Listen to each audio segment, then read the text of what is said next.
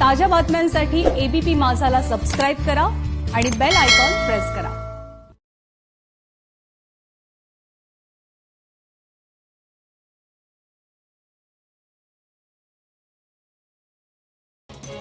नमस्कार, मी प्रसन्न जोशी। माझा विशेषमध्ये आपल्या सगळ्यांचं स्वागत। आजचा दिवस फार मोठा आहे। राम जन्मभूमी आणि बाबरी मस्जिद या वादाच्या वेळी जो मोठा निकाल लागला होता आणि ती जमीन या रामलल्ला विराजमान आणि संबंधित हिंदुत्ववादी गटांना देण्यात आली होती। त्यानंतरचा महत्त्वाचा दिवस म्हणजे आजचा दिवस आहे। त्याचं कारण राम मंदिर खटल्याचा निकाल येण्यापूर्वी मुळात ज्याच्यामुळे घटना सुरू झाली ती बाबरी मस्जिद आणि तो विवादास्पद ढांचा फोडण्यात आला, तोडण्यात आला, पाडण्यात आला, त्याच्याबद्दलची केस सुद्धा सुरू होती। ती सुद्धा तितकीच महत्त्वाची होती। त्याबद्दलचा निकाल आज आलेला आहे आणि विशेष म्हणजे संबंधित न्यायालयानं यातल्या सगळ्या आरोपींची निर्दोष मुक्तता केली आहे आणि त्यामुळे काही प्रश्न उपस्थित होत आहेत। कॉन्स्पिरसी म्हणजे षडयंत्र कोणी रचलं ही मंडळी नाहीत, अफवा कोणी पसरवली ही मंडळी नाहीत, उचकावणारी भाषणं कोणी केली ही ती मंडळी नव्हेत, प्रत्यक्ष बाबरी मस्जिद कोणी पाडली ही ती मंडळी नव्हेत।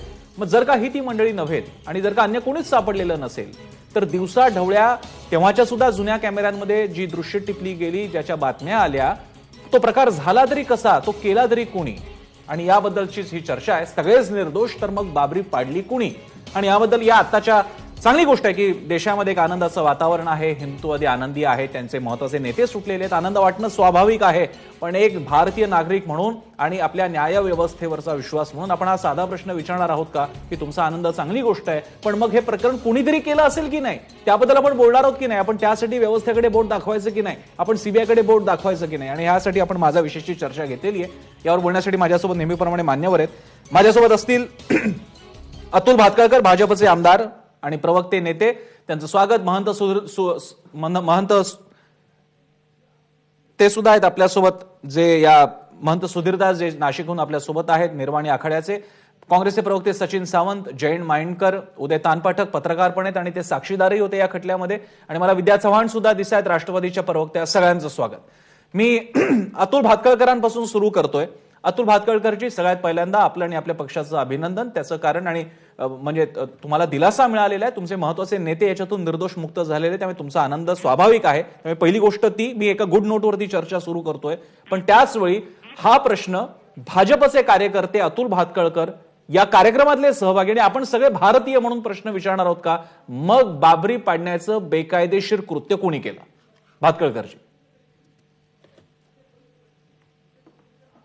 असं तुम्ही म्हणताय, हे कृत्य, मला आवाज येत नाहीये का? हो, येतोय सलग बोला भातखळकरजी, आवाज येतोय, बोला तुम्ही। बाबरी मशीद पाडण्याचं बेकायदेशीर कृत्यवर जे काही तुम्ही म्हणताय, ही तिथे जमलेल्या हिंदू समाजाची उत्स्फूर्त प्रतिक्रिया होती, हे आम्ही त्यावेळेला म्हटलेलं होतं। पण त्याचं राजकारण करण्याचा प्रयत्न केल्यामुळे एक फसवा खटला त्यावेळेच्या काँग्रेस सरकारने, म्हणजे बाळासाहेब ठाकरे तिकडे उपस्थित नव्हते, त्यांच्यावरही खटला दाखल केला आणि काही किलोमीटरवर अडवाणीजी, उमा भारती हे सगळे भाषण देत होते, त्याची भाषणं रेकॉर्ड झालेली होती, त्यांच्यावरही टाकून दिला। आणि त्याच्यामुळे एक समाजाचा हा उद्रेक होता, समाजाचं आंदोलन तुम्ही अशा ढोंगी सेक्युलरिझमच्या नावाखाली दडपू शकत नाही।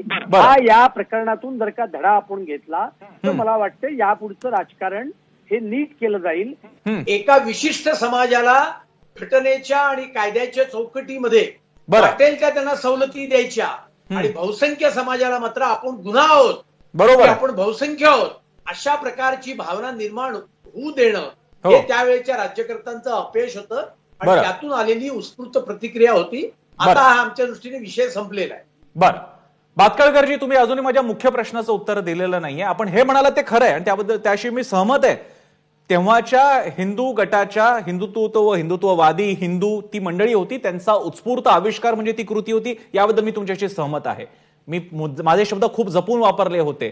बाबरी पाडण्याचं बेकायदेशीर कृत्य, ती वास्तू समजा आपण धरून चालू, ते बाबरीची होती आणि तो त्या कासिमने बांधली होती आणि त्यामुळे ती हिंदूंच्या विरोधात होती, मंदिर पाडून बनवण्यात आली होती, ते पाडण्याचं कृत्य करण्याचा अधिकार हा भारत सरकारला होता, राज्य शासनाला होता, महापालिकेला होता। यांना वगळून जेव्हा लोक स्वतःच्या हातात कायदा घेतात, ते कितीही उत्स्फूर्त वगैरे म्हटलं तरी माझा प्रश्न होता, या बेकायदेशीर कृत्याबद्दल आपलं काय मत आहे? तुम्ही मला त्या प्रश्नाचं उत्तर दिलं नाही, हरकत नाही, पुढच्या राऊंडला तुम्ही उत्तर द्याल अशी मला अपेक्षा आहे। सचिन सावंत, सचिन सावंत. नाही म्हणजे ज्या तऱ्हेचा आता भारतीय जनता पक्ष कांगावा करून एकंदरच आपले जे काही अपराध आहे त्याला दडवण्याचा प्रयत्न करतोय, ते मला असं वाटतं की त्यांना ते लकला बसवत. खऱ्या अर्थानं तुम्ही जो शब्द वापरला, 2 शब्द वापरले प्रसन्न पहिल्या सुरुवातीला, की सगळे आनंदात आहेत, सगळे आनंदात नाहीत. खऱ्या अर्थानं न्याय व्यवस्थेच्या वरती हा प्रश्नचिन्ह उपस्थित झालेला आहे. बरं. दुसरीकडे दुसरी गोष्ट अशी की बेकायदेशीर कृत्य हा शब्द जो आहे हा 2019च्या निकालामध्ये, राम मंदिरचा जेव्हा निकाल दिला 9 नोव्हेंबरला, त्यामधला त्या ठिकाणी तुम्ही जे जजमेंट पाहिलं त्याच्यामध्ये त्यांनी सरळ सरळ सांगितलं होतं, destruction of the mosque and the obliteration of the Islamic structure was an egregious violation of rule of law. म्हणजे बेकायदेशीर कायद्याचं उल्लंघन त्याच्यामध्ये झालंय आणि तो अपराध आहे असं ते सर्वोच्च न्यायालयाने सांगितलं होतं. हा जो निर्णय झालेला आहे तो सर्वोच्च न्यायालयानं जो त्या दृष्टिकोन ठेवलाय त्याच्या विरोधामधला निर्णय आहे. निश्चितपणे जो खालच्या न्यायालयाने निर्णय दिलेला आहे. तुम्ही लक्षात घ्या, या निर्णयामध्ये 3 गोष्टी आहेत. एक पहिली गोष्ट, कॉन्स्पिरसी नव्हती असं म्हटलेलं आहे, कुठलं षडयंत्र नव्हतं असं म्हटलेलं आहे.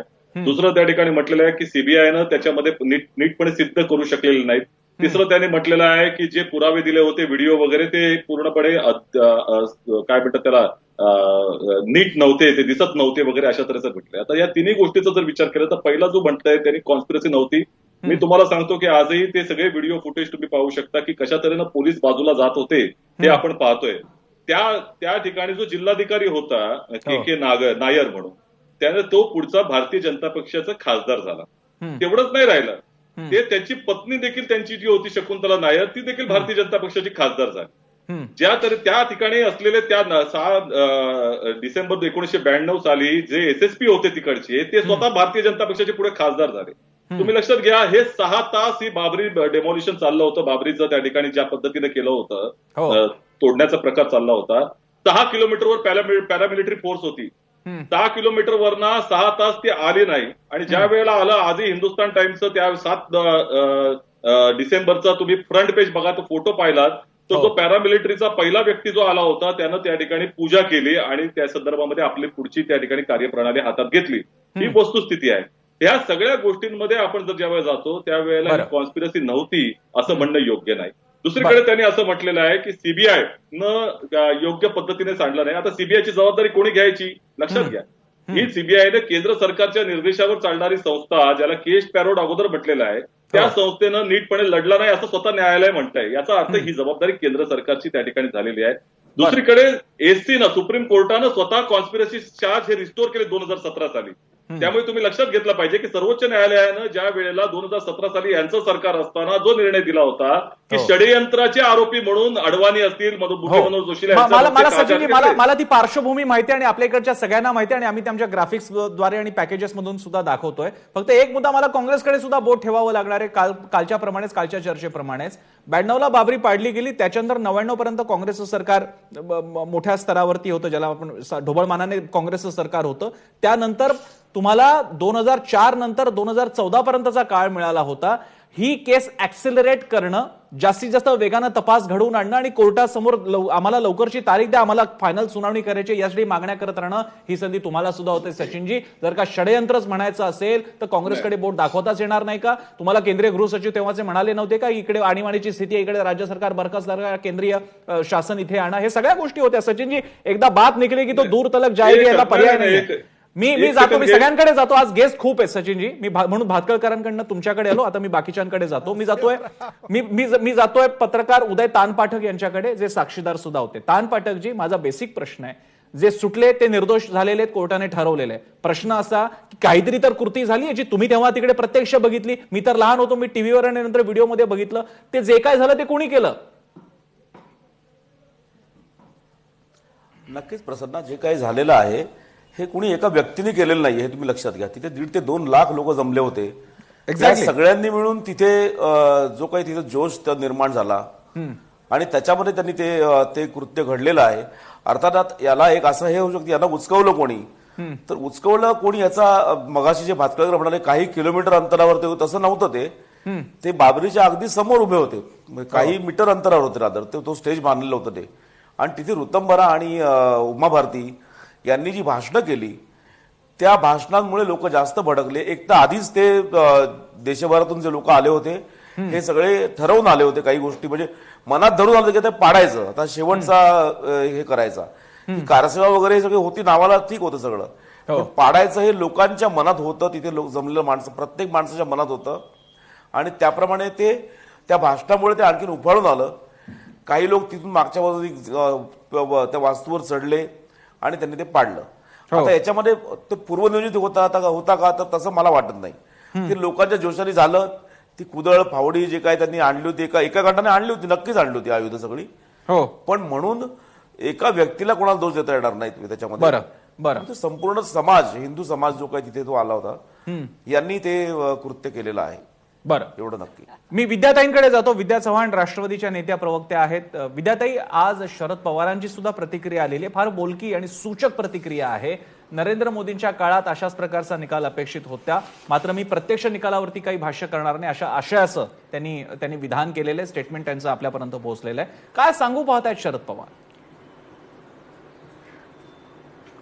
नाही, नक्कीच मला असं वाटतं की जेव्हा मोदी सरकार सत्तेत आलं तेव्हा आपल्याला हे सगळं लक्षातच आलं की काय काय होणार आहे ते, आणि ते आता झालेलं आहे.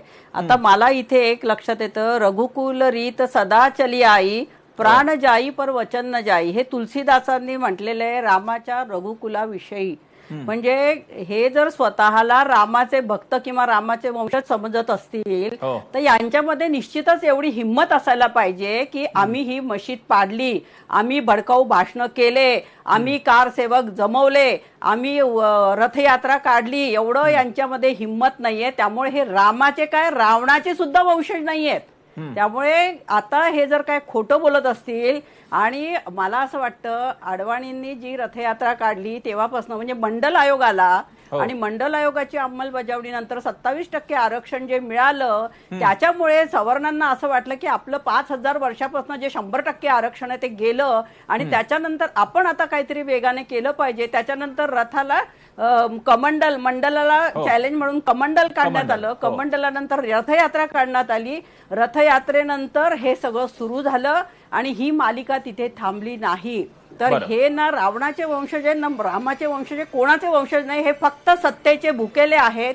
आणि मला आणखीन एक महत्वाचं मांडायचं आहे की बाबरी मस्जिद पाडल्यानंतर ते दोषित नाही म्हणतात, मग दोन धर्मांमध्ये कायमचं आयुष्यभराचं वैमनस्य ह्या देशामध्ये पाडायचं काम कोणी केलं असेल तर ह्या भाजपच्या लोकांनी केलेलं आहे. आणि त्याच्यातनं हे सत्तेवरती येऊन बसले. 2 खासदार नव्हते, 2 पण हे बसले. आणि आज अडवाणींना मिळालेली ही भेट आहे. म्हणजे जेव्हा मोदी आले तेव्हा असं वाटलं होतं की अडवाणी कदाचित पंतप्रधान होतील, त्यांच्या शिरावरती पंतप्रधान पदाचा मुकुट लागेल, पण तो त्यांना मिळाला नाही. तर आज मोदींनी त्यांची थोडीफार कदर केलेली आहे आणि त्यांना ही भेट दिलेली आहे कोर्टाकडनं की बाबा तुम्ही याच्यातनं निर्दोष आहात, याच्यावर आता तुम्ही समाधान माना, नाही तर तुम्हाला जेलमध्ये सुद्धा मी टाकू शकतो. म्हणजे हा निर्णय जो आहे मी वस्तुतः महंत सुधीरदास आणि जयंत माइंडकरांकडे जाणार होतो, पण आता फार गंभीर मुद्दा विद्या चव्हाण यांनी उपस्थित केलेला, ज्याबद्दल मला कमेंट घ्यावीच लागेल, त्याशिवाय मी पुढे जाऊ शकणार नाही. भातखळकरजी आपली कमेंट. उत्तर देतो त्याला.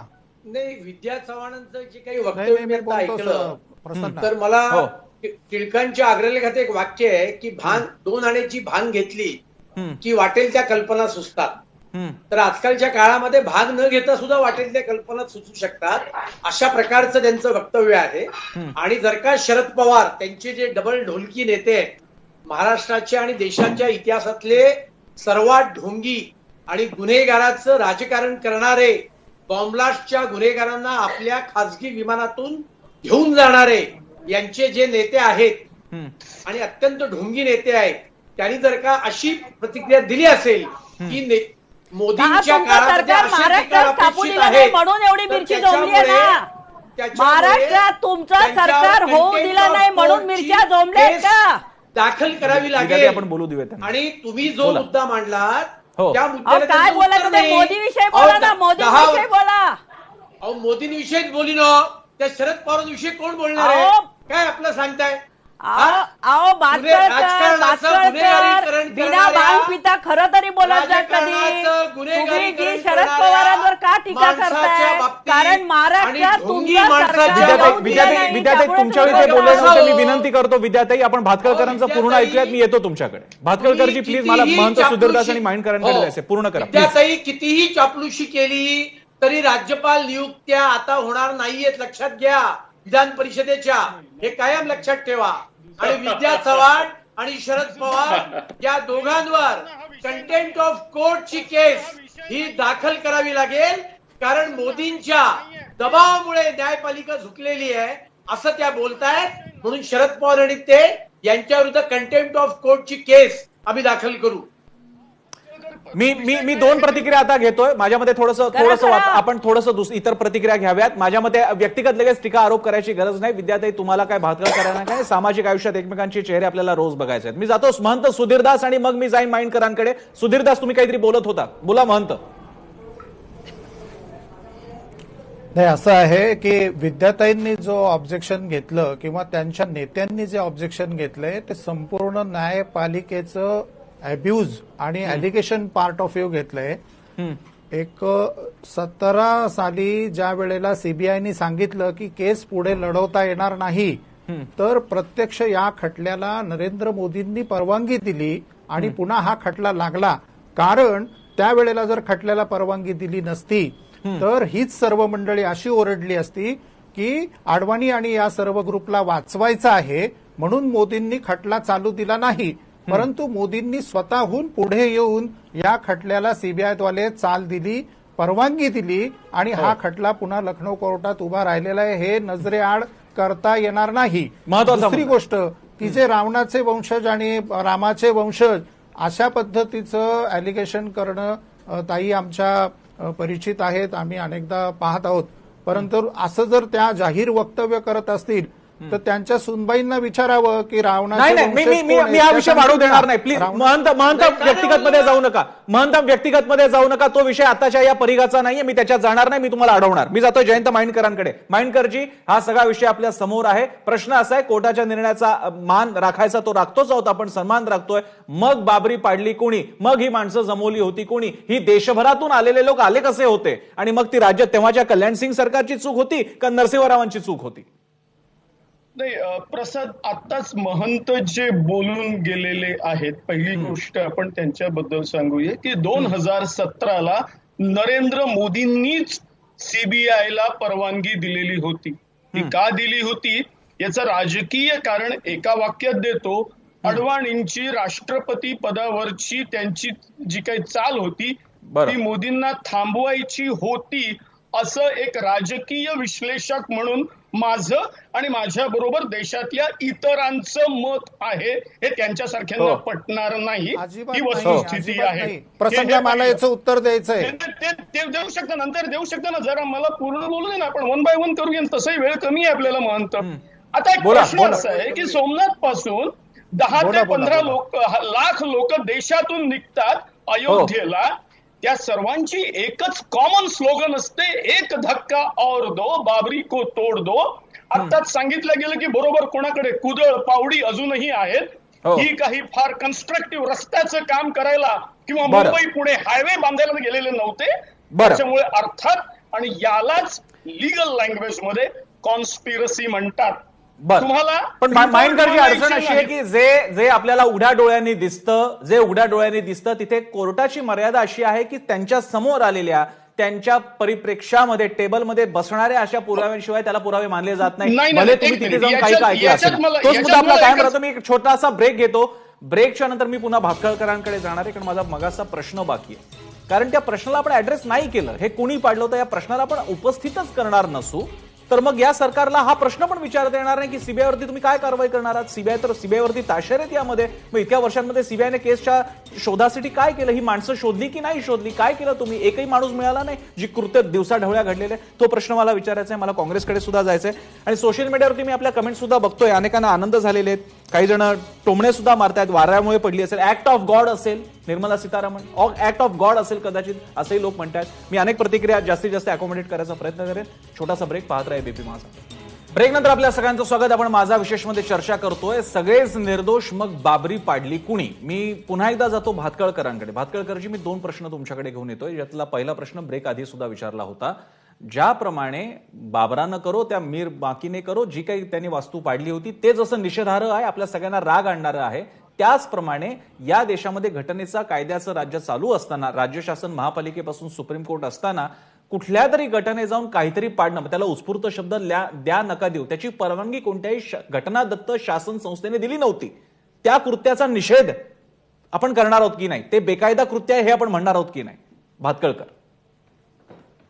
नाही, पहिली गोष्ट क्लासिकल डिबेटमध्ये बोलायचं तर तुम्ही म्हणताय ती वस्तुस्थिती आहे की घटनेने स्थापन केलेल्या कायद्याच्या राज्यामध्ये कुठलीही कायद्याला सोडून झालेल्या घटनेचा निषेध केला पाहिजे. बरोबर. पण समाजासमोर 70 वर्षानंतर 50 वर्षानंतर प्रश्न असे उभे राहिले की घटनेचा आणि कायद्याचा आधार घेऊन जर का एका समाज गटाला विशेष स्थान दिलं जात असेल आणि बहुसंख्य समाजाच्या ज्या भावना आहेत त्या भावनांकडे सातत्याने दुर्लक्ष केलं जात असेल तर अशा वेळेला त्या बहुसंख्य समाजाच्या भावनेचा उद्रेक होऊन अशा प्रकारची घटना घडते.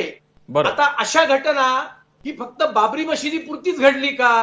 असं नाहीये. आपल्या महाराष्ट्रामध्ये अक्कू यादव प्रकरण घडलं की ज्या अक्कू यादवला वारंवार रेप केल्यानंतर, गुन्हेगारी केल्यानंतर त्याला कोर्ट निर्दोष तोडत होतं. जेव्हा त्याला पुढच्या खटल्यामध्ये न्यायालयामध्ये आणलं तेव्हा समाजातले 5-15 महिला आल्या आणि त्याला न्यायाधीशांच्या समोर मारलं. हा जेव्हा न्याय व्यवस्था फेल होते, एक स्ट्रक्चर सगळं तुमचं वैचारिक स्ट्रक्चर तुमचं फेल होत होतं. बरं. असं आहे, जेव्हा दुर्दैवाने इंदिराजींची हत्या झाली तेव्हा राजीव गांधी काय बोलले? जेव्हा मोठं झाड धरणीकंप होतो तेव्हा मोठं झाड पडतंच. तिथं दंगल पण नव्हती. 3000 शिखांचं शिरकाण झालं, साधं FIR केला नाही, हे लक्षात घ्या. आणि त्यामुळे या देशामध्ये अशा प्रकारच्या घटना या फक्त बाबरी मशिदी पुरत्या, सोकॉल्ड बाबरी मशिदी पुरता घडल्या असं नाही, पण याच्यामध्ये सोकॉल्ड मुस्लिम समाजाच्या भावना गुंतल्या आहेत असं तुम्हाला तुमच्यासारख्या सोकॉल्ड सेक्युलरिस्ट लोकांना कायम वाटत राहत आलं. त्यामुळे तुमच्या मनाची एवढी तगमग चालली आहे. नाहीतर 84च्या दंगलीची अॅनिव्हर्सरी तुम्ही पार्लमेंटमध्ये दरवर्षी साजरी केली असती, पण त्याची आठवण तुम्हाला कधी झाली नाही. तुम्हाला कायम 6 डिसेंबर आठवतो कारण तुमचा बेगडी सेक्युलरिझम आहे.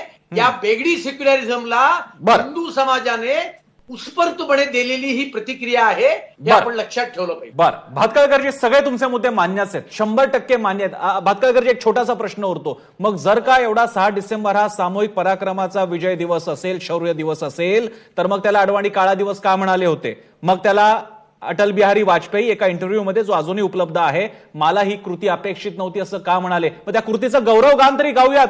भातखळकरजी मग विद्या चव्हाण जेव्हा म्हणतात, सचिन सावंत म्हणतात गौरवगान तरी गाऊयात, अभिमानाने म्हणूयात आम्ही हिंदू मिळून, आमच्या हिंदुत्ववादी कार्यकर्त्यांनी मिळून पाडली आम्ही बाबरी आणि आम्ही त्याचा अभिमान बाळगतो. मग गौरवगान तरी साजरा करूया त्याचं, मग त्याला गौरव दिवस तरी नाव देऊयात आपण. ते पण तुम्ही देत नाही, तोच तर प्रश्न आहे. मग एकतर निषेध करा, नाही तर आपण त्याला गौरव दिवस तरी म्हणूयात आणि तो अधिकृतरित्या म्हणूयात.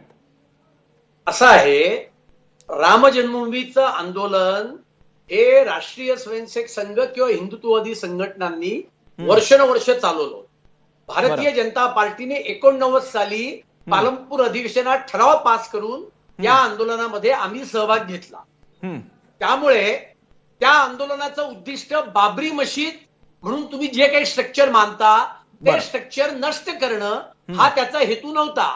राम जन्मभूमीच्या जन्मस्थानावर रामाचं भव्य मंदिर उभं करणं हे आमचं ध्येय होतं. ही वस्तुस्थिती आहे. पण तुम्ही हिंदू समाजाच्या संकल्पना असल्यामुळे पार्लमेंटची भाषणं काढा. कारसेवेच्या वेळची सोमनाथ चटर्जी बोलले क्या करेंगे उधर, मोर्चा मारेंगे, कारसेवा करेंगे. मग नक्सलाईट लोकांनी आर्मीच्या लोकांना गोळ्या घातल्या. अरे नक्सलाईट लोकांच्या भावनांचा विचार केला पाहिजे. मुस्लिम तरुणांनी बॉम्बलास्ट केले की मुस्लिम तरुणांच्या भावना समजून घ्या.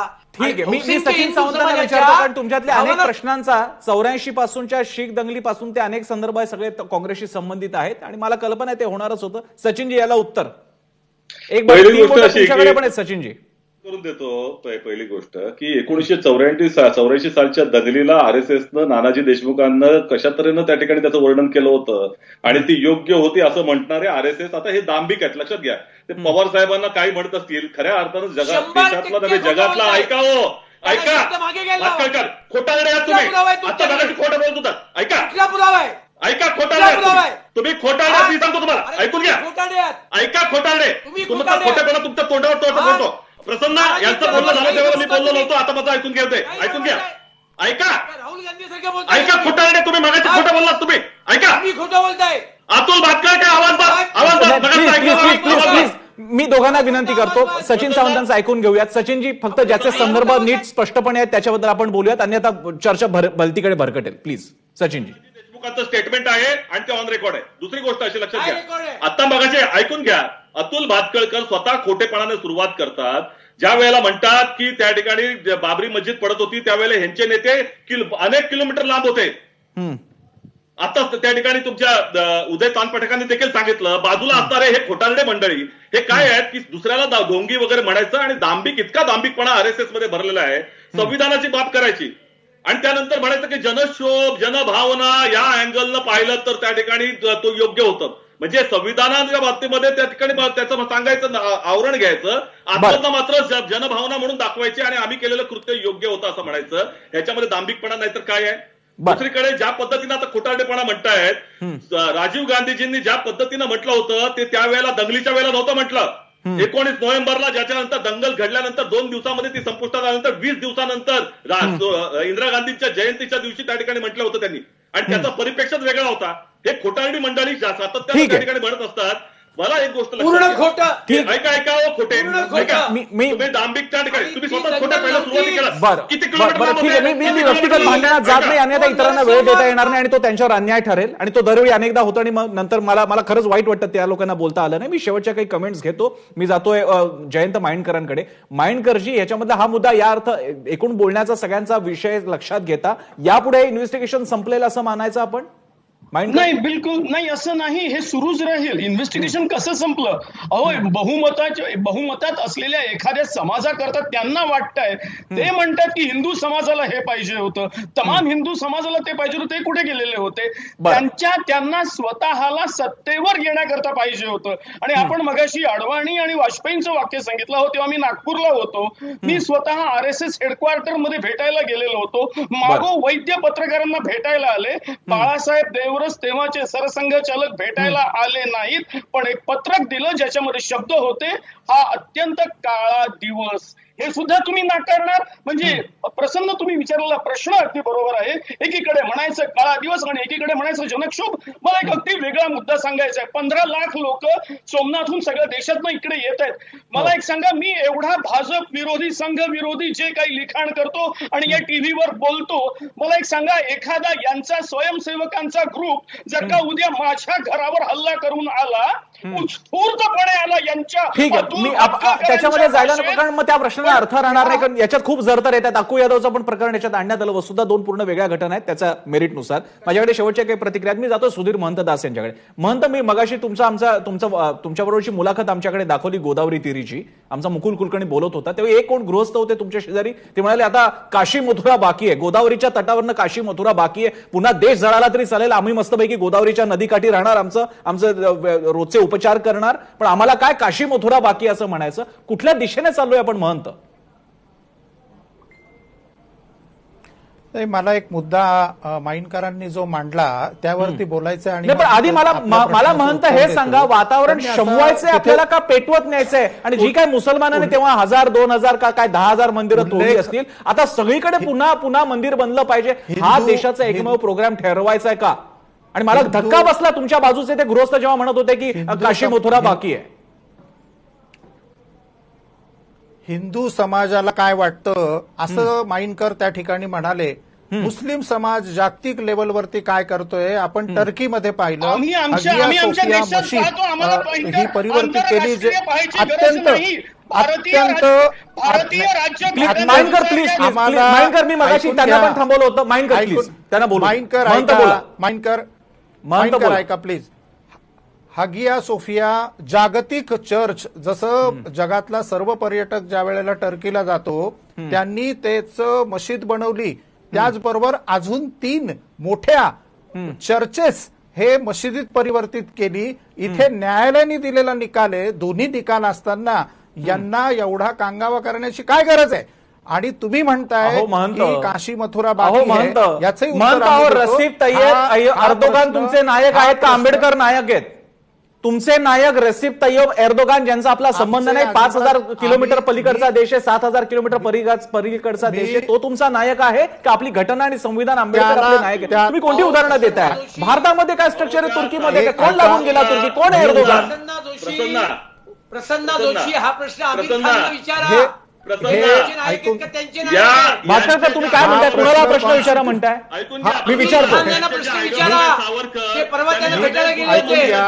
मला आणि आंबेडकर प्रसन्न मला समजून प्रश्न घ्यायचे असतील विचारला. ना, तर मला thoughts on प्रश्न पाकिस्तान विचारला. वाचा. मला प्रश्न कळलं की नाही?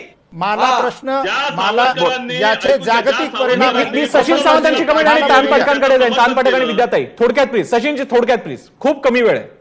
प्रसन्न असं मला प्रश्न उपस्थित करून बोलू द्यायचं नाही, बरोबर नाही. प्रश्न माझा होता, उत्तर मी देणार. ऐका प्रसन्न, पहिली गोष्ट अशी की यांचे जे आयडिओलॉग आहेत, सावरकरांनी स्वतः ज्या अगोदरच्या कालावधीमध्ये बुद्ध मंदिरं जी पाडली गेली हिंदू धर्मीयात गटात तत्कालीन शतकांच्या पलीकडे पहिल्यांदा, त्याचं देखील समर्थन केलं होतं. त्याच विचारधाराची ही लोक आहेत, लक्षात घ्या. संविधान वगैरे या दृष्टिकोनातून ते दाखवत असतात. ठीक आहे, कमेंट कळली. पुरावा देतो, ऐका. महंत तुम्हाला काही कमेंट करायची? मला पुन्हा 2 कमेंट्स घ्यायच्या आहेत. महंत थोडक्यात देतो please. मी. हा पुरावा आहे. महंत तुम्ही बोला. बाबरी मशीद पुन्हा उभी करणार का पुरावा आहे. सांगा. चला. महंत बोला लवकर.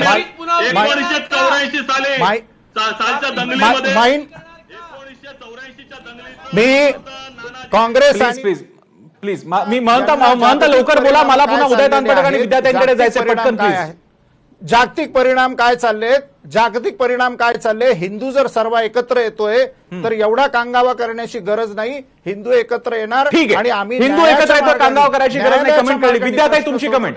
विद्याताई, याला हा विषय अजूनही चॅलेंज केला जाऊ शकतो. तुमच्यासारख्या प्रोग्रेसिव्ह मुवमेंट्स मधल्या व्यक्ती, अगदी पक्ष सुद्धा राष्ट्रवादी चॅलेंज करणार आहे. तुम्ही सुद्धा सुप्रीम कोर्टात अजूनही चॅलेंज करू शकता. याला करणार तसं काही? कोण प्रोग्रेसिव्ह?